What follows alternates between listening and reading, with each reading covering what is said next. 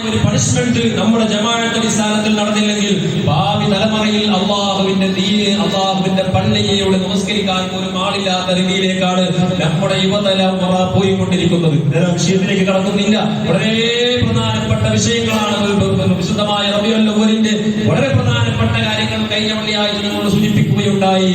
ഇനി ഒരുപാട് കാര്യങ്ങൾ, കാരണം പ്രവാചകർ സ്വല്ലല്ലാഹു അലൈഹി വസല്ലം തങ്ങളുടെ ജനനവുമായി ബന്ധപ്പെട്ട വിഷയം ഞാൻ കഴിഞ്ഞ ആഴ്ച നിങ്ങൾ പറഞ്ഞു. 4 വെള്ളിയാഴ്ച പറഞ്ഞാലും എത്തൂല. 4 വെള്ളിയാഴ്ച റബീഉൽ അവ്വലിന്റെ 30 ദിവസക്കാലം അരമണിക്കൂർ നിങ്ങൾ വന്നിട്ട് ഇവിടെ ഞങ്ങൾ എനിക്ക് ഉസ്താദ് പറഞ്ഞോളെന്ന് പറഞ്ഞാലും റസൂലുള്ളാഹി സ്വല്ലല്ലാഹു അലൈഹി വസല്ലം തങ്ങളുടെ ജനന സമയത്തുണ്ടായ അത്ഭുതങ്ങൾ മാത്രം പറഞ്ഞു തീർക്കാൻ ഒരു മാസം കൊണ്ടൊന്നും തീരൂല. അത്രയും വലിയ അത്ഭുതങ്ങൾ നിറഞ്ഞതാണ് മഹാനായ സയ്യിദുനാ റസൂലുള്ളാഹി സ്വല്ലല്ലാഹു അലൈഹി വസല്ലം തങ്ങളുടെ ജനനവുമായി ബന്ധപ്പെട്ട വിഷയം ഞാൻ കഴിഞ്ഞ ആഴ്ച ഒരൽപ്പം സൂചിപ്പിച്ചിട്ടുണ്ട്. നമുക്ക് ആ ചരിത്രത്തിലേക്ക് കടന്നു പോകാം. മഹാനായ റസൂലുള്ളാഹി സ്വല്ലല്ലാഹു അലൈഹി വസല്ലം തങ്ങളുടെ ജനനത്തിന് മുമ്പ് തന്നെ മുംബൈയിലെ എല്ലാ ഗ്രന്ഥങ്ങളിലും കിതാബുകളിലൂടെ വളരെ സവിസ്താരമായി പ്രവാചകന്റെ മതക്, പ്രവാചകൻ എങ്ങനെ ജനിക്കും, ഏത് സമയത്ത് ജനിക്കും, ഏത് ദിവസം ജനിക്കും, അതുപോലെ എത്ര ദിവസം ജീവിക്കും, എത്ര കൊല്ലമാണ് ജീവിക്കുക, ഏത് ദിവസമാണ് വഫാത്താവുക, എല്ലാം മുൻകഴിഞ്ഞ വേദഗ്രന്ഥങ്ങളിൽ സവിസ്താരമായി പ്രതിപാദിച്ചിട്ടാണ് സയ്യിദുനാ റസൂലുള്ളാഹി സ്വല്ലല്ലാഹു അലൈഹി വസല്ലം ലോകത്തേക്ക് കടന്നു വന്നത്. നമുക്കറിയാം മക്കയിൽ റസൂലുള്ളാഹി സ്വല്ലല്ലാഹു അലൈഹി വസല്ലം ജനനത്തിന് മുമ്പ് ഒരു ഈസ് എന്ന് പറയുന്ന ഒരു പുരോഹിതന്റെ ചരിത്ര കിതാബുകളിൽ രേഖപ്പെടുത്തി കാണാം. ഈസ് എന്ന് പറഞ്ഞാൽ അദ്ദേഹത്തിന്റെ പേരാണ്. ഏത് കാലക്കാരനായിരുന്നു? മഹാനായ സയ്യിദുനാ ഈസാ നബി അലൈഹി ഇസ്ലാമിന്റെ കാലത്തുള്ള ഇഞ്ചീൽ പഠിച്ച ആ പുരോഹിതനാണ്. ഏതോ രാജ്യത്തിൽ ജീവിച്ച ആള്. അയാൾക്ക് ഇഞ്ചീൽ എടുത്ത് നോക്കുമ്പോൾ ആ ഇഞ്ചീലിലൂടെ കണ്ട ഒരു വരിയാണ്, അവസാന കാലഘട്ടത്തിൽ ഇതാ ഒരു മുഹമ്മദ് എന്ന് പറയുന്ന ഒരു പ്രവാചകൻ ഇവിടെ ജനിക്കാനുണ്ട്. ആ പ്രവാചകൻ ജനിച്ചാൽ അത് പ്രവാചകന്റെ അവസാനം, പ്രവാചക ശൃംഖലയ്ക്ക് അവസാനം കുറിക്കുന്നു. മാത്രമല്ല ആ പ്രവാചകന്റെ ജനനം ലോകത്തിന്റെ വലിയ അനുഗ്രഹമാണ്. ആ പ്രവാചകനെ കണ്ടവർ അനുഗ്രഹിക്കപ്പെട്ടവരാണ്. ആ പ്രവാചകനെ കാണുന്നത് സൗഭാഗ്യമാണ്. ഇങ്ങനെ കിതാബിൽ കണ്ട വരികൾ മനസ്സിലാക്കിക്കൊണ്ട് ബഹുമാനപ്പെട്ടതായിരിക്കുന്ന ആ മനുഷ്യൻ എവിടത്തേക്ക് വരുന്നു? മക്ക നാട്ടിലേക്ക് കടന്നു വരികയാണ്. എന്തിനു വേണ്ടി? കച്ചവടം ചെയ്യാനല്ല, ബിസിനസ് ചെയ്യാനല്ല, ബിസിനസ് സാമ്രാജ്യം കെട്ടിപ്പുറത്താനല്ല. അദ്ദേഹം വരുന്നത് ഞാൻ കിതാബിൽ കണ്ട, ഇഞ്ചീലിൽ കണ്ട ആ പ്രവചിച്ച പ്രവാചകനുണ്ടല്ലോ, ആ പ്രവാചകന്റെ ജനനം കാണുന്ന സമയം എനിക്ക് ആ പ്രവാചകൻ, ആ കുഞ്ഞിനൊന്ന് കാണുമെന്ന ഉദ്ദേശത്തോടുകൂടെ അയാള് മറുഹ്റാൻ എന്ന് പറയുന്ന ചരിത്രം വളരെ വ്യക്തമായി രേഖപ്പെടുത്തി കാണാം. മറുഹ്റാൻ എന്ന് പറയുന്ന സ്ഥലത്ത് ഒരു മഠമുണ്ടാക്കി, ഒരു തമ്പുണ്ടാക്കി. അതിൽ അദ്ദേഹം ഇബാദത്ത് ചെയ്തുകൊണ്ട്, ആരാധന ചെയ്തുകൊണ്ട് ഇങ്ങനെ ജീവിക്കുകയാണ്. അങ്ങനെ ഇടക്കിടക്ക് മക്ക പട്ടണത്തിലേക്ക് വരും. ആളുകളോട് ചോദിക്കും, ഈ നാട്ടിൽ ഒരു അത്ഭുത കുഞ്ഞ് ജനിച്ചിട്ടുണ്ടോ, ഒരു അത്ഭുത കുട്ടി ജനിച്ചിട്ടുണ്ടോ? ആളുകളൊക്കെ അയാളോട് പറയും ഞങ്ങൾക്കറിയില്ല. അവർ എന്നിട്ട് ആ മക്ക നിവാസികളോട് ഈ മനുഷ്യൻ ഈശു എന്ന് പറയുന്ന ആ പുരോഹിതൻ പറയുന്നത് എന്താണെന്നറിയോ? നിങ്ങളുടെ നാട്ടിൽ മക്ക പട്ടണത്തിൽ ഇവിടെ അറിയപ്പെട്ട കുടുംബത്തിൽ ഒരു കുട്ടി ജനിക്കും. അത് തിങ്കളാഴ്ചയാണ് ജനനമുണ്ടാവുക. ആ കുട്ടി ജനിച്ചാൽ നിങ്ങൾ ആ കുട്ടിയെ ആദരിക്കണം, ആ കുട്ടിയെ നിങ്ങൾ ബഹുമാനിക്കണം. ആ കുട്ടിയുടെ ജനനം ലോകത്തിന്റെ അനുഗ്രഹമാണ്. ആ കുട്ടി ലോകത്തിന്റെ വലിയ അനുഗ്രഹമാണ്, റഹ്മത്താണ്. അതുകൊണ്ട് ആ കുട്ടി ജനിച്ചാൽ എന്നെയും കൂടി ഒന്ന് അറിയിക്കണം. അങ്ങനെ ഇടക്കിടക്ക് മക്ക പട്ടണം വന്നുകൊണ്ട് അയാൾ സന്ദർശിക്കും. അങ്ങനെ ചരിത്രം വ്യക്തമായി പറയുന്നു, മക്ക നാട്ടിൽ ഏത് പിതാവിനിക്ക്, ഏത് ഉമ്മാക്ക് ഒരു ആൺകുട്ടി ജനിച്ചാൽ ഉടനെ പോകുന്നതും മറുഹ്റാൻ എന്ന് പറയുന്ന ആ സ്ഥലത്തുള്ള ആ തമ്മിൽ, ആ മഠത്തിൽ ഇബാദത്ത് ചെയ്യുന്ന, ആരാധന ചെയ്തുകൊണ്ടിരിക്കുന്ന ഈശു പ്രവാചകനോട് പോയി ചോദിക്കും, ഇന്നലെ രാത്രി ഒരു കുട്ടി ജനിച്ചിട്ടുണ്ട്, ആൺകുട്ടിയാണ്, അതാണോ നിങ്ങൾ പ്രവചിച്ച ആ പ്രവാചകനാകാൻ പോകുന്ന അത്ഭുത കുട്ടി? ആ മനുഷ്യൻ പറയും, ഇല്ല, ജനന സമയമായിട്ടില്ല, ജനിക്കാൻ സമയമായിട്ടില്ല, ആ നക്ഷത്രം ഉദിച്ചിട്ടില്ല, അതിന്റെ സമയം അല്പം ഒരു കുറഞ്ഞ ദിവസം വരെയും ബാക്കിയുണ്ട്. അങ്ങനെ ഇടക്കിടക്ക് പോയി ആളുകൾ പറയുന്നു. ആ ഇടക്കാണ് മക്കയിൽ വെച്ചുകൊണ്ട് അബ്ദുൽ മുത്തലിബിന്റെ മകൻ അബ്ദുള്ളയുടെ യതീമായി പിറന്ന ആമിനായുടെ മകനായ മുഹമ്മദ് എന്ന് പറയുന്ന കുട്ടി ജനിക്കുന്നു. ഉടനെ എന്ത് ചെയ്യുന്നു? അബ്ദുൽ മുത്തലിബ് അന്ന് മക്കയിലെ വലിയ രാജാവാണ്. ആ രാജ്യത്തെ മക്ക പട്ടണത്തിലെ വലിയ നേതാവാണ്. ആ അബ്ദുൽ മുത്തലിബ് നേരെ കുട്ടിയുമായി പോകുന്നു. എവിടത്തേക്ക്? ഇതാ മറുഹ്റാൻ എന്ന് പറയുന്ന സ്ഥലത്ത് ഈശു പ്രവാചകന്റെ ആ മഠത്തിന്റെ അടുക്കൽ പോയി നിന്നിട്ടേ ഉള്ളൂ. ഒന്നും പ്രവചിച്ചിട്ടില്ല, ഒന്നും അങ്ങോട്ട് പറയാമെന്നില്ല. ഇതാ ഉടനെ ആ പുരോഹിതൻ ഇതാ പുറത്താരാണ് വെയിറ്റ് ചെയ്യുന്നത് നോക്കുമ്പോൾ ഇതാ മക്കയിലെ നേതാവായ അബ്ദുൽ മുത്തലിബ് ഒരു കുഞ്ഞുമായി നിൽക്കുന്നു. കണ്ടപാടെ കുഞ്ഞിന്റെ മുഖം നോക്കുന്നതിന് മുമ്പ് ഈ പുരോഹിതൻ എന്താ പറയുന്നതെന്നറിയോ? അവിടെന്ന് പറയുന്നു, നിങ്ങളായിരിക്കട്ടെ അവസാന കാല കാലത്ത് ജനിക്കാനിരിക്കുന്ന അനുഗ്രഹീത കുഞ്ഞിന്റെ പിതാമഹൻ നിങ്ങളായിരിക്കട്ടെ. നിങ്ങളാണ് ഈ കുട്ടിയുടെ പിതാമഹൻ ഉപ്പാപ്പ നിങ്ങളാണ്.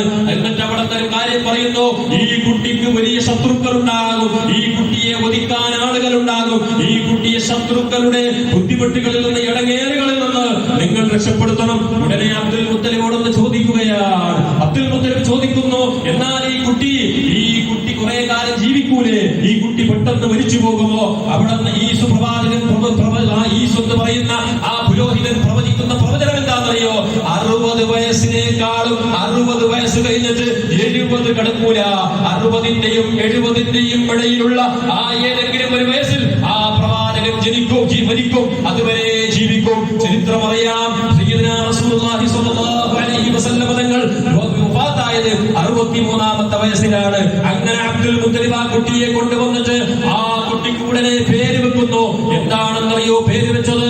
മുഹമ്മദ് എന്ന പേരാണ്. അതല്ലേ നമ്മൾ മൻഖൂസ് മൗലൂദിൽ പാരായണം ചെയ്യുന്നത്? ഫദഅ ഖുറൈശം വഅത്അമഹും വഅക്റമഹും ഫലമ്മാ ഖലൂ ഖാലൂ യാ അബ്ദുൽ മുത്തലിബ് മാ സമ്മൈത ബലദു ഖാല സമ്മൈതുഹു മുഹമ്മദാ فقالوا قد رضيت أن سماعي آبائك قال أردت أن يحمده من على الغفران محمدا سموه هدى وهو أحب الناس بالحمد صلى عليه الله ما أشرقت شمس الضحى في ذلك السعيد മൻഖൂസ് ഒരു തോന്നിയാസം എന്ന് പറയണ്ട. മൻഖൂസ് ഒരു ആരോഗ്യം ഇല്ലാത്ത എന്തോ കെട്ടുകഥകളാണെന്ന പ്രചരണം വേണ്ട. ഇതൊക്കെ ചരിത്രത്തിലുള്ളതാണ്. അബ്ദുൽ മുത്തലിബ് മുഹമ്മദ് എന്ന പേര് വെച്ചു. സന്തോഷമായി. മക്കയിൽ ഒരു ആൺകുട്ടി എന്റെ മകനിക്ക് ജനിച്ചിട്ടുണ്ട്. മാത്രമല്ല ഏറ്റവും അനുഗ്രഹീതമായ കുട്ടി ഞങ്ങളെ കുടുംബത്തിൽ ജനിച്ചല്ലോ എന്ന സന്തോഷത്തോടുകൂടി അബ്ദുൽ മുത്തലിബ് മക്കയിലുള്ള വലിയ വലിയ ധനാഢ്യന്മാരെ, മക്കയിലുള്ള ആളുകളൊക്കെ ഖുറൈശി കുടുംബക്കാരെ മുഴുവനും ഒരുമിച്ച് കൂട്ടി അവർക്ക് ഭക്ഷണം കൊടുത്തു, അവർ ആദരിച്ചു. അവർ ഭക്ഷണം കഴിഞ്ഞപ്പോൾ അവരൊക്കെ ചോദിച്ചു, മാസം നിങ്ങളെ കുട്ടിക്ക് എന്താ പേര് വെച്ചത്? അബ്ദുൽ മുത്തലിബ് എന്ന് പറയുകയാണ്, മുഹമ്മദ് എന്ന പേരാണ് ഞാൻ വെച്ചിരിക്കുന്നത്. അവിടെ നിന്ന് ഖുറൈശി കൂട്ടുകാര് ചോദിച്ചു,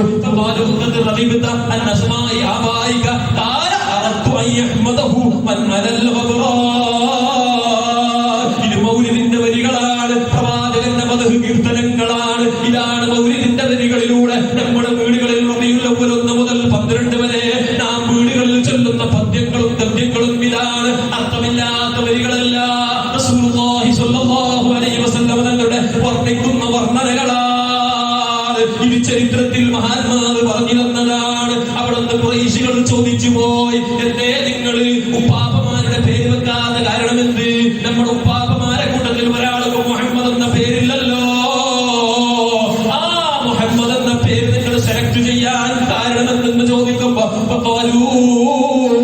അവിടുന്ന് അബ്ദുൽ മുത്തലിബ് പറയുന്നു, ഈ മുഹമ്മദിനെ ലോകാവസാനം വരെയുള്ള ജനങ്ങൾ മുഴുവനും അനുസ്മരിക്കാൻ ഞാൻ ഇഷ്ടപ്പെടുന്നു.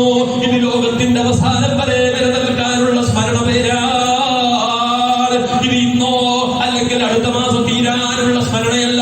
ഖിയാമത്ത് ദിവസം വരെ ആ മുഹമ്മദിനെ സ്മരിക്കുന്നു. മുഹമ്മദ് എന്ന പേര് ഏറ്റവും മർത്തവത്തായ പേരാണ്. സ്തുതിക്കപ്പെട്ടവൻ എന്ന പേര് അബ്ദുൽ മുത്തലിബ് നൽകിയപ്പോൾ എന്റെ പ്രിയപ്പെട്ട മുഅ്മിനീങ്ങളെ ഒന്ന് മനസ്സിലാക്കണം. അല്ലാഹുവിന്റെ ഹബീബ് സ്വല്ലല്ലാഹു അലൈഹി വസല്ലം തങ്ങളുടെ ആ ചരിത്രവുമായി ബന്ധപ്പെട്ട പഠനങ്ങളിലേക്ക് നമുക്ക് പോകുമ്പോൾ ഇങ്ങനെ ജനന സമയത്ത് ഒരുപാട് അത്ഭുതങ്ങൾ ഉണ്ടായിരുന്നു. നമുക്കറിയാം, വറഖത്ത് ഇബ്നു നൗഫൽ അടക്കമുള്ള, അബ്ദുല്ലാഹി ഇബ്നു ജഹ്ശ് അടക്കമുള്ള, ഉസ്മാൻ ഇബ്നു വൈഫ് അടക്കമുള്ള മഹാന്മാർ മക്കക്കടുത്തുള്ള ഒരു ആരാധനാലയത്തിൽ അവരുടെ പൂജ നടത്തിക്കൊണ്ടിരിക്കുമ്പോൾ അവരുടെ പെരുന്നാൾ ദിവസമാണ്, അവരുടെ ആഹ്ലാദത്തിന്റെ ദിവസമാണ്. അവരുടെ ആരാധനാലയങ്ങളിൽ എല്ലാവരും പൂജ നിർവഹിച്ചു കൊണ്ടിരിക്കുമ്പോൾ അബ്ദുല്ലാഹി ഇബ്നു ജഹ്ശ് അടക്കമുള്ള ഉസ്മാൻ ഇബ്നു വൈഫ് തങ്ങൾ അവർ പൂജയോട്, അവരുടേതായിരിക്കുന്ന ബിംബാരാധനയോട് യോജിപ്പുള്ളവരല്ല. അവരൊക്കെ ചർച്ച ചെയ്തുകൊണ്ടിരിക്കുന്നു. ആ സമയത്താണ് പെട്ടെന്ന് അവർ ആരാധിച്ചു കൊണ്ടിരിക്കുന്ന ആ വിഗ്രഹങ്ങൾ മുഴുവനും തലകുത്തി വീഴുന്നു. പെട്ടെന്നാണ് അവർ ആരാധിച്ചു കൊണ്ടിരിക്കുന്ന ബിംബങ്ങളൊക്കെ തലകുത്തി മറിയാൻ തുടങ്ങി. അവർ വിചാരിച്ചു എന്തെങ്കിലും ഒരു അപകടം വന്നിട്ടായിരിക്കും എന്തെങ്കിലും അടി തെറ്റിയതായിരിക്കാം. അങ്ങനെ വീണ്ടും കൊണ്ടുപോയി ആ ബിംബത്തിനെ അതുപോലെ കൊണ്ടുപോയി അവിടെ സ്ഥാപിച്ചു. വീണ്ടും അവിടെ തങ്ങൾ തന്നെ പറയുകയാ. 3 പ്രാവശ്യം അങ്ങനെ പറഞ്ഞു. ആ കൂട്ടത്തിൽ അപ്പോഴാണ് അവിടെ തങ്ങൾ അവിടെ പാടിയ വൈദ്യ നമുക്കറിയാം. നമ്മുടെ മങ്കൂസിന്റെ വരികളിൽ നമുക്കറിയാം.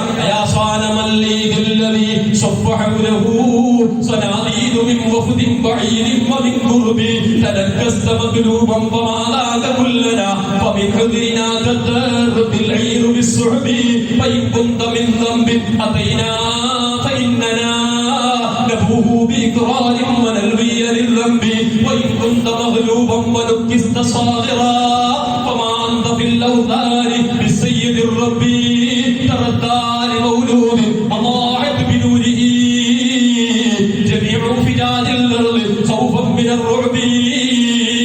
മൂന്നാമത്തെ ഹദീസ് അങ്ങ് വായിച്ചാൽ മഹാന്മാർ പറയുന്നു അവിടെ സ്വലാത്ത് വേണ്ട, അവിടെ നേരിട്ട് ആസ്വാദനം പാടണമെന്നാണ്. കാരണം എന്ത്? അവിടെ ഈ വൈത്തുകൾ അവിടെ നിന്ന് ബഹുമാനപ്പെട്ട മഖ്ദൂമതങ്ങൾ അവിടുത്തെ മങ്കൂസിൽ ലഭിച്ചത് ഇത് അവിടുത്തെ ഉസ്മാൻ തങ്ങൾ പാടിയ ആ പാട്ടിന്റെ ചരിത്രത്തിന്റെ ഭാഗമാണ്, അതിന്റെ ബാക്കിയാണ്. അതുകൊണ്ട് അവിടെ സ്റ്റോപ്പ് വേണ്ട, അവിടെ നേരിട്ട് സ്വലാത്ത് ചൊല്ലണം. അതിനാണ് മഹാന്മാർ പഠിപ്പിച്ചു തന്നത്. എന്താണെന്നറിയോ? ഉസ്മാൻ തങ്ങൾ അങ്ങ് പാടി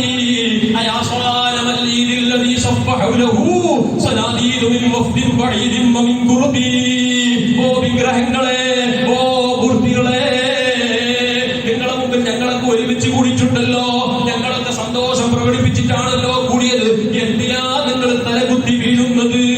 നിങ്ങൾക്ക് വല്ല ഇടങ്ങേറുണ്ടോ? വല്ല ഇടങ്ങേറും ആരെങ്കിലും നിങ്ങളെ ഉപദ്രവിച്ചിട്ടുണ്ടോ?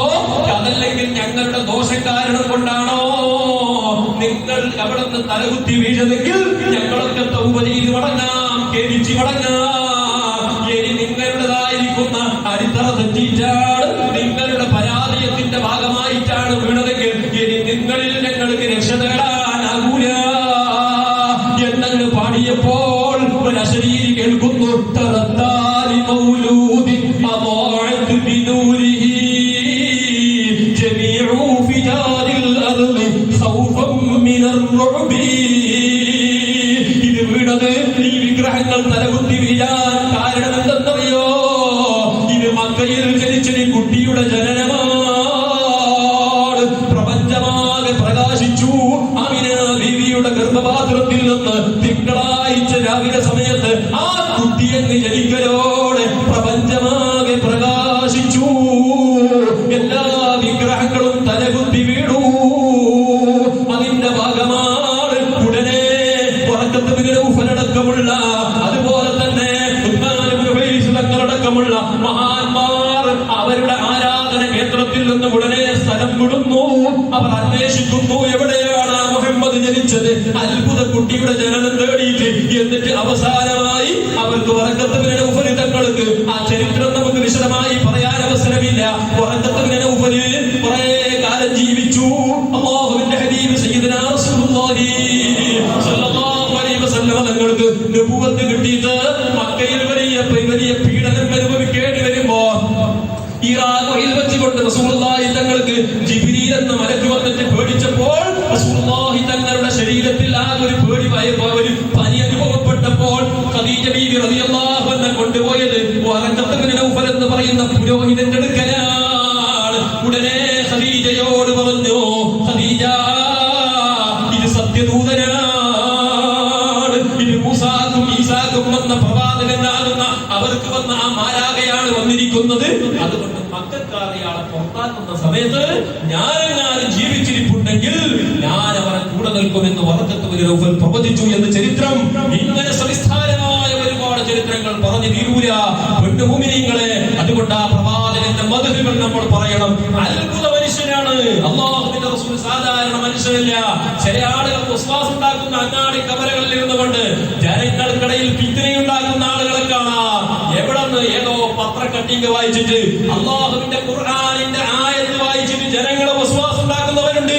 അവരോടൊക്കെ സ്നേഹത്തിന്റെ ഭാഷയിൽ നിങ്ങൾ പറഞ്ഞു കൊടുക്കണം. സത്യം പറഞ്ഞു കൊടുക്കണമെങ്കിൽ നിങ്ങൾക്ക് അറിവ് വേണ്ടേ? ഇത് ഞമ്മക്കെന്തേ ഞമ്മ പോലെ പള്ളി ഉസ്താദ് നല്ല വയത് സുന്നത്ത് പറഞ്ഞു വളരെ ശരിയുടെ വയത് കാണും. അപ്പുറം ഇതിനകത്ത് ഇന്നത്തെ 5 മിനിറ്റില് ആരും സഭയിൽ ഞാൻ നിർദ്ദേശിക്കാൻ ഇല്ലെങ്കിൽ എന്താക്കി ഇവിടെ തെച്ചിട്ട് ഗ്രഹിക്കാനില്ല അങ്ങനെ വാങ്ങിയേ അവന്റെ ഉത്തരം എങ്ങനെ മോളതെന്ത് ഇല്ലടാ ഇല്ലെങ്കിൽ തൊട്ടലില്ല ഇല്ലെങ്കിലും അവത്തിനൊന്നും ആക്കിയില്ലെങ്കിൽ അവർ എന്തോ ചങ്ങായിമാർ കുറെ സിദ്ധിങ്ങളുണ്ടാകും എന്റെ ഒട്ടുന്ന ബിസിനസ് പാർട്ട്ണർമാരുണ്ട് അതുകൊണ്ട് നാം ഒന്നാക്കണേ നീ അത് കൂടണ്ട.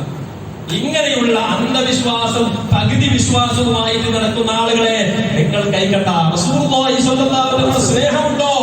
സ്നേഹമുണ്ടെങ്കിൽ മാത്രം വീട്ടിൽ മൗലിദ് കഴിച്ചാൽ മതി, പള്ളിയിൽ മൗലിദിന്റെ മജ്ലിസിലേക്ക് വന്നാൽ മതി. എത്ര ആളുകള് വീട്ടിൽ മൗലിദ് കഴിക്കാൻ പേടി. ആരെയാ പേടി എന്നറിയോ? മരുമകനെ പേടിച്ചിട്ട് മൗലിദ് കഴിക്കൂല. മോളെ മാപ്പിള വോട്ട്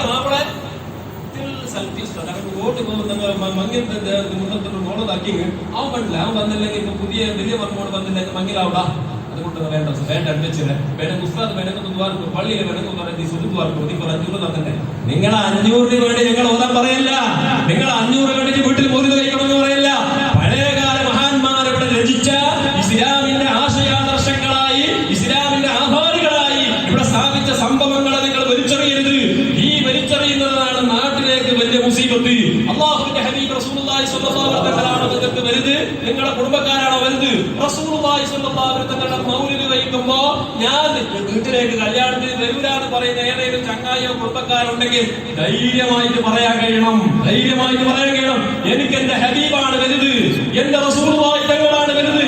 ആ റസൂലുള്ളാഹി തങ്ങളെ മൗലിദ് കഴിച്ചതിന്റെ പേരിൽ എന്നെ നീ ബഹിഷ്കരിക്കുമ്പോ നീയുമായിട്ടുള്ള കോൺടാക്ട് എനിക്ക് വേണ്ട, നിന്റെ സമ്പർക്കം എനിക്ക് വേണ്ട എന്ന അഭിമാനത്തോടെ പറയാൻ കഴിയണം. അബ്ദുല്ലാഹിബ്നു ബഹുമാനപ്പെട്ട അബൂ ഹുബൈദിൽ ജറാഹ് തങ്ങൾ എത്ര സംഭവങ്ങൾ പറയാനുണ്ട്, നീട്ടി പറഞ്ഞിട്ടില്ല. ബഹുമാനപ്പെട്ട അബൂ ഹുബൈദ തങ്ങൾ ബഹുമാനപ്പെട്ട ആ അബൂ ഹുബൈദിൽ ജറാഹ് റളിയല്ലാഹു അൻഹു എന്ത് ചെയ്തു? സ്വന്തം ഉപ്പാന്റെ തല ഇതാ വാളിൽ കോർത്തെടുത്തിട്ടാണ് വന്നത്. റസൂലുള്ളാഹി സ്വല്ലല്ലാഹു അലൈഹി വസല്ലം വെല്ലുവിളിച്ചപ്പോൾ അല്ലാഹുവിന്റെ റസൂലിന്റെ ഹദറത്തിൽ ഉണ്ടായിരുന്ന അബൂ ഹുബൈദ തങ്ങൾ അവിടെ നിന്ന് ചോദിച്ചു, നബിയേ, ആ വെല്ലുവിളിക്കുന്നത് എന്റെ ഉപ്പയാണ്, ആ ജറാഹാണ് റസൂലുള്ളാഹി തങ്ങളെ വെല്ലുവിളിച്ചത്, അതുകൊണ്ട് സഹിക്കാൻ കഴിയുന്നില്ല. റസൂലുള്ളാഹി തങ്ങളെ ഇകഴ്ത്തി സംസാരിച്ചപ്പോൾ ചോദിച്ചു, ഞാൻ പോട്ടെ റസൂലേ, അല്ലാഹുവിന്റെ ഹബീബ് തങ്ങൾ സമ്മതം കൊടുത്തില്ല നിന്റെ ഉപ്പാനോട് യുദ്ധം ചെയ്യാൻ പോകണ്ട. ഒരു പ്രാവശ്യമല്ല, 2 പ്രാവശ്യമല്ല, 3ാമത്തെ പ്രാവശ്യം അവിടുന്ന് ജറാഹ് വന്നിട്ട് പറഞ്ഞു, മുഹമ്മദേ, നീ വിമളക്കാറുണ്ടല്ലോ, നിന്റെ കൂടെ യുദ്ധത്തിന് വന്നിട്ട് നിന്റെ കൂടെ ഷഹീദായാൽ സ്വർഗമെന്നും ഞങ്ങളെ കൂടെ വന്നിട്ട് യുദ്ധത്തിൽ മരിച്ചു പോയാൽ നരകമെന്നും, എന്നാൽ നിങ്ങളെ കൂട്ടത്തിൽ നിന്ന് ഒരുപാട് ആളുകൾക്ക് സ്വർഗം വാങ്ങി കൊടുക്കാൻ എനിക്ക് ആഗ്രഹമുണ്ട്, അതുകൊണ്ട് ധൈര്യമുള്ളവരുണ്ടെങ്കിൽ വാ. അതാ അവിടുന്ന് അബൂ ഹുബൈദ തങ്ങൾ അവിടുന്ന് റസൂലുള്ളാഹി തങ്ങളെ സമ്മതമെടുക്കാൻ നിന്നില്ല. റസൂലുള്ളാഹി സ്വല്ലല്ലാഹു അലൈഹി വസല്ലം തങ്ങളുടെ മഹബ്ബത്തിന്റെ അതിയായ കാഠിന്യം കൊണ്ട് സ്വന്തം ഉപ്പാനോട് ഏറ്റുമുട്ടി അവസാന പോർക്കളത്തിൽ വെച്ചുകൊണ്ട് ഉപ്പാനെ അവിടുന്ന് കഴുത്തറുത്ത് ഉപ്പാന്റെ തല വാളിൽ കോർത്തു പിടിച്ചുകൊണ്ട് സയ്യിദുനാ റസൂലുള്ളാഹി തങ്ങളുടെ ഹദ്റത്തിലേക്ക് വന്നിട്ട് അസ്സലാമു അലൈക യാ സയ്യിദി യാ റസൂലല്ലാഹ് എന്ന് പറയുമ്പോൾ ഹബീബായ നബി തങ്ങൾ സലാം മടങ്ങിന്റെ മുഖം തിരിച്ചു, ഇടത് ഭാഗത്തേക്ക് തിരിഞ്ഞു, അവിടെ പോയി സലാം പറഞ്ഞു. 3 പ്രാവശ്യം പറഞ്ഞിട്ടും സലാം മടക്കിയില്ല. പരിശുദ്ധമായ ഖുർആനിന്റെ സൂറത്തുൽ മുജാദലയുടെ അവസാനത്തെ ആയത്തിറങ്ങി. അല്ലാഹുവിന്റെ ഹബീബിന്റെ അടുക്കലേക്ക് ജിബ്രീൽ അലൈഹിസ്സലാം വന്നു. ഉലൈക കതബ ഫീ ഖുലൂബിഹിമുൽ ഈമാൻ ഉലൈക ഹിസ്ബുല്ലാഹ് അലാ ഇന്ന ഹിസ്ബുല്ലാഹി ഹുവൽ മുഫ്ലിഹൂൻ എന്ന് തുടങ്ങുന്ന വിശുദ്ധ ഖുർആനിന്റെ ആയത്തിറങ്ങി. റസൂലുള്ളാഹി സ്വല്ലല്ലാഹു അലൈഹി വസല്ലം അബൂ ഹുബൈദ തങ്ങളെ സ്വീകരിച്ചു. സ്വന്തം ഉപ്പാനേക്കാളും റസൂലുള്ളാഹി തങ്ങളെ സ്നേഹിച്ച സ്വഹാബത്ത്. എന്നിട്ടാണ് ഞങ്ങൾ തക്കാവച്ചിക്ക് വേണ്ടി മറ്റുള്ളവരെ തൃപ്തിപ്പെടുത്താൻ വേണ്ടി മൗലിദിന്റെ മജ്ലിസിലേക്ക് വരൂല. വീട്ടിലൊക്കെ മൗലിദ് ഉണ്ടായാൽ എന്നിട്ട് ഇപ്പൊ നമ്മളെ നാട്ടിലൊക്കെ ഉണ്ട് ഒരു ചടങ്ങ്,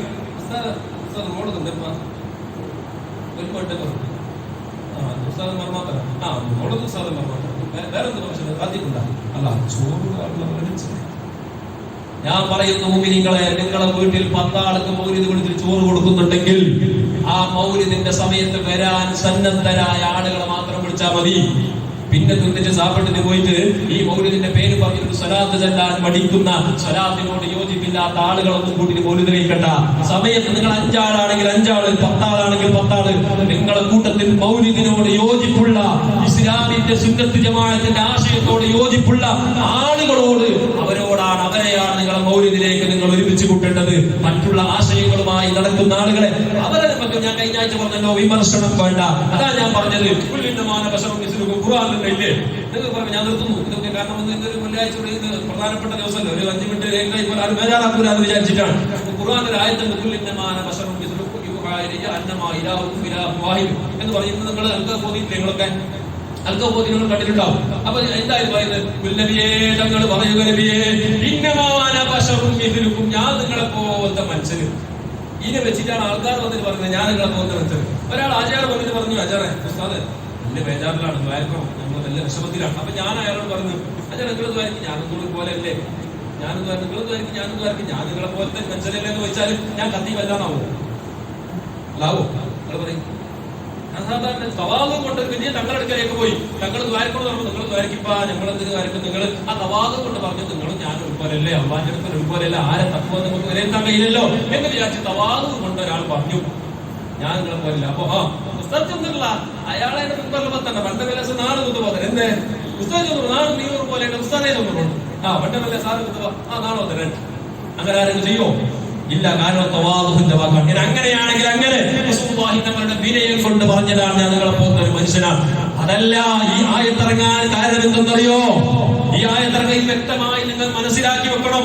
കാരണം നാളെ അങ്ങാടിയിൽ ഒരു കാറിൽ ഇങ്ങനെ പോകുമ്പോ ഏതെങ്കിലും പോലെ പയത്തിന്റെ വയൽ വെച്ചിട്ടാ പോകാം. യൂട്യൂബ് സർക്കാരിൽ ഉള്ളവന്റെ വയൽ കേൾക്കാൻ നിൽക്കണ്ട, വിശ്വാസം ഉണ്ടാവും. നിങ്ങൾ പറയുന്നു ഈ ആശയങ്ങൾ പറയുന്നവന്റെ വയല് ഇസ്ലാമുമായി ബന്ധമില്ലാത്ത പൊതുജനങ്ങൾ കേൾക്കൽ ഹറാമാണെന്ന് ആര് പറഞ്ഞു? ഗസാലി മാമാങ്ങൾ പറയുന്നത്. കാരണം എന്തേ? നമുക്ക് കൺഫ്യൂഷൻ ഉണ്ടാകുന്ന വയലുകൾ കേൾക്കാൻ പാടില്ല എന്നാണ്. അപ്പോ ഈ ആരക്രോധികൾ കുല്ലിന്നമാന ബശറും ഞാൻ നിങ്ങളെ പോകുന്ന മനുഷ്യൻ എന്ന് പറഞ്ഞു വരുമ്പോ അവിടെ നിങ്ങൾക്ക് വ്യക്തമായിട്ട് ഓർമ്മ വേണം. ഈ ആയത്തിറങ്ങാൻ കാരണം എന്താണെന്നറിയോ? റസൂലുള്ളാഹി സ്വല്ലല്ലാഹു അലൈഹി വസല്ലം അത്ഭുതം കണ്ടിട്ട് മക്കത്തുള്ള ഒരു ടീം ആൾക്കാർ പറഞ്ഞു, ഈ മുഹമ്മദ് സാധാരണ മനുഷ്യനല്ല, ഇതൊരു മലക്കായിരിക്കും, അല്ലെങ്കിൽ വേറെന്തോ ഒരു സൃഷ്ടിയാണ്, ഒരു മനുഷ്യനാണെങ്കിൽ ഇത്ര വലിയ അത്ഭുതങ്ങൾ കാണിക്കാൻ കഴിയില്ല എന്ന് ഒരു വിഭാഗം ആളുകൾ അവിടെ നിന്ന് റസൂലുള്ളാഹി തങ്ങളെ മലക്കാണെന്ന് അവിടെ നിന്ന് ചിത്രീകരിച്ചപ്പോൾ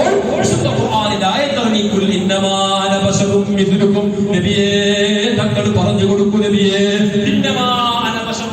ഞാൻ നിങ്ങളെ പോലത്തെ മനുഷ്യനാണ്, പക്ഷേ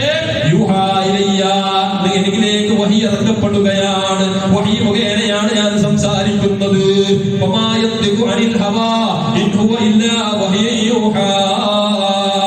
ചെറിയൊരു സംഭവം പറക്കത്തിന് പറഞ്ഞുകൊണ്ട് ഞാൻ നിർത്താൻ. ബഹുമാനപ്പെട്ട അബ്ദുല്ലാഹി ഇബ്നു സുബൈർ റളിയല്ലാഹു അൻഹുവിന്റെ അടുക്കല് ഒരു ദിവസം റസൂലുള്ളാഹി സ്വല്ലല്ലാഹു അലൈഹി വസല്ലം റസൂലുള്ളാഹി തങ്ങളുടെ ശരീരത്തിൽ നിന്ന് കൊമ്പ് വെച്ച് പേരെടുത്ത ആ രക്തത്തിനെ സുബൈർ തങ്ങളെ കയ്യിൽ കൊടുത്തിട്ട് പറഞ്ഞു, വെടിയിൽ കൊണ്ടുപോയി കളഞ്ഞു വരൂ. ആരും കാണാത്ത സ്ഥലത്ത് ഈ രക്തത്തിനെ കൊണ്ടുപോയിട്ടൊന്ന് പോയി ഉപേക്ഷിച്ച് വരാൻ വേണ്ടിട്ട് റസൂലുള്ളാഹി തങ്ങളുടെ ശരീരത്തിൽ നിന്ന് കൊമ്പ് വെച്ചെടുത്ത രക്തം, അതായത് ഇന്നും നമ്മുടെ നാട്ടിലൊക്കെ ഹിജാമ എന്ന് പറഞ്ഞിട്ട് ഇന്നത്തെ പരസ്യങ്ങളൊക്കെ കാണാം. ഹിജാമ എന്ന് പറഞ്ഞാൽ ശരീരത്തിൽ നിന്ന് വേസ്റ്റ് രക്തങ്ങളെ, ആ വെളുക്കായ രക്തങ്ങളെ എടുക്കുകയാണ്. ആ രക്തങ്ങൾ എടുക്കൽ ആരോഗ്യത്തിന് നല്ലതാണ്, ഇസ്ലാം പഠിപ്പിച്ചതാണ്. പക്ഷെ അതിന്റെ തനിയായ രീതിയിലായി മാത്രം അങ്ങനെ രക്തം കൊടുത്തിട്ട് അബ്ദുല്ലാഹി ഇബ്നു സുബൈർ തങ്ങളെ കയ്യിൽ കൊണ്ടുപോയി കൊടുത്തു. അബ്ദുല്ലാഹി ഇബ്നു സുബൈർ തങ്ങൾ ചിന്തിച്ചു, സുബ്ഹാനല്ലാഹ്,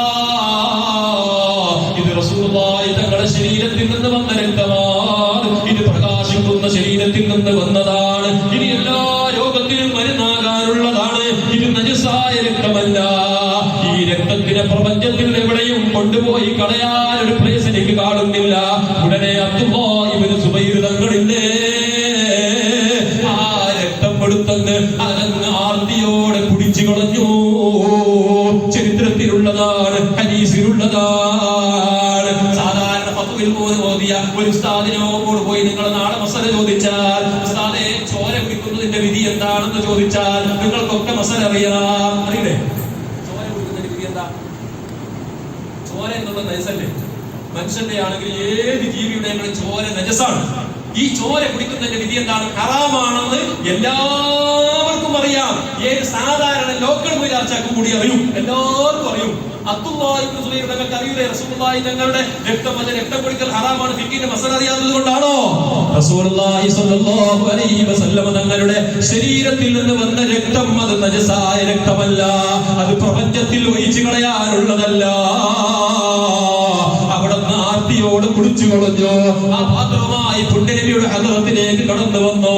അല്ലാഹുവിന്റെ റസൂൽ ചോദിച്ചു, ഓ സുബൈർ തങ്ങളെ, എവിടെയാണ് രക്തം ഒഴിച്ചു കളഞ്ഞത്? അല്ലാഹുവിന്റെ ഹബീബിനോട് പറഞ്ഞു, നബിയേ, പ്രപഞ്ചത്തിൽ ഒരാളും കാണാത്ത സ്ഥലത്ത് ആ രക്തം ഞാൻ അങ്ങ് ഒഴിച്ചു കളഞ്ഞു നബിയേ. അല്ലാഹുവിന്റെ റസൂൽ ചോദിച്ചു, എവിടെയാണ്? അതങ്ങനെ ഞാൻ കുടിച്ചു കളഞ്ഞു നബിയെ. റസൂലുള്ളാഹി തങ്ങൾ വായിൽ വരളിട്ട് ഛർദ്ദിക്കാൻ പറഞ്ഞില്ല. റസൂലുള്ളാഹി സ്വല്ലല്ലാഹു അലൈഹി വസല്ലം അവിടെ ആശീർവദിച്ചില്ലേ? റസൂലുള്ളാഹി തങ്ങളോടുള്ള മഹബ്ബത്തല്ലേ മുഅ്മിനീങ്ങളെ സ്വഹാബത്ത് പ്രകടിപ്പിച്ചത്. ഇങ്ങനെ എണ്ണിയാൽ നമുക്ക് പറഞ്ഞാലും തീരാത്ത സംഭവങ്ങളുണ്ട്. അതുകൊണ്ട് മുഅ്മിനീങ്ങളെ റസൂലുള്ളാഹി തങ്ങൾ സ്നേഹിക്കുക, അവിടുത്തെ മഹബ്ബത്ത് നമ്മൾ മുറുകെ പിടിക്കുക, സ്വലാത്തുകൾ വർദ്ധിപ്പിക്കുക. മഗ്‌രിബിന് ശേഷം പള്ളിയിൽ മൗലിദ് നടത്തുന്നു. ഒരു വരളിലുണ്ടാവുന്ന 10-12 ആളുകൾക്ക് മാത്രമുള്ളതല്ല മൗലിദ്. നിങ്ങളുടെ വീട്ടിൽ നിങ്ങൾ വെറുതെ ഇരിക്കുകയാണല്ലോ, അതുകൊണ്ട് ആ മൗലിദിന്റെ സദസ്സിൽ വന്ന് കൂടിക്കോളൂ, അതിന്റെ ബറക്കത്ത് കരസ്ഥമാക്കിക്കോ. ഇങ്ങനെ മൗലിദുകളും മാലകളും പദ്യങ്ങളും ഗദ്യങ്ങളുമായി ഈ വിശുദ്ധമായ റബീഉൽ അവ്വലിന്റെ ദിവസങ്ങൾ നമ്മൾക്ക് ധന്യമാകട്ടെ. ഈ വിശുദ്ധമായ റബീഉൽ അവ്വലിനെ ആദരിക്കുക. എല്ലാ വീട്ടിലും ഞാൻ കഴിഞ്ഞ വെള്ളിയാഴ്ച പറഞ്ഞതുപോലെ നിങ്ങൾക്ക് എങ്ങനെയാണോ സാധിക്കുന്നത് ആ സാധിക്കുന്ന രീതിയിൽ ഒരാളെങ്കിൽ ഒരാൾ, രണ്ടാണെങ്കിൽ രണ്ടാൾ, 10 ആണെങ്കിൽ 10 ആൾ, 100 ആണെങ്കിൽ 100 ആളെ കൂട്ടി ഒരു മൗലിദ് എന്നുള്ള സമ്പ്രദായം തുടങ്ങിക്കോ. നമ്മുടെ നാട്ടിൽ വന്ന കൊറോണ പോകാൻ, നമ്മുടെ നാട്ടിൽ വന്നു പോയ മാറി മുസീബത്ത് മാറി കിട്ടാൻ, ജമാഅത്തിൽ ബർക്കത്തുണ്ടാകാൻ, ഐക്യമുണ്ടാകാൻ, സ്നേഹമുണ്ടാകാൻ മുത്തനബി സ്വല്ലല്ലാഹു അലൈഹി വസല്ലം മദഹ് ചൊല്ലുക. ആ മദഹ് ഗീതങ്ങൾ ചൊല്ലിക്കൊണ്ട് അല്ലാഹുവിന്റെ ഹബീബിനെ ഇത്തിബാ ചെയ്ത് ജീവിക്കാൻ നമുക്കെല്ലാവർക്കും തൗഫീഖ് നൽകട്ടെ. ആ നബിയെ വല്ലാതെ സ്നേഹിക്കാൻ അല്ലാഹു നമുക്ക് തൗഫീഖും സൗഭാഗ്യവും നൽകട്ടെ. റഹ്മാനായ റബ്ബേ, പറഞ്ഞതും കേട്ടതും നീ കബൂൽ ചെയ്യണം അല്ലാഹുവേ. ഞങ്ങൾ ഒരുപാട് റസൂലുള്ളാഹി സ്വല്ലല്ലാഹു അലൈഹി വസല്ലം പറഞ്ഞു കേട്ടു. അല്ലാഹുവേ, അതൊക്കെ ജീവിതത്തിൽ പകർത്താൻ തൗഫീഖ് നൽകണം റഹ്മാനേ.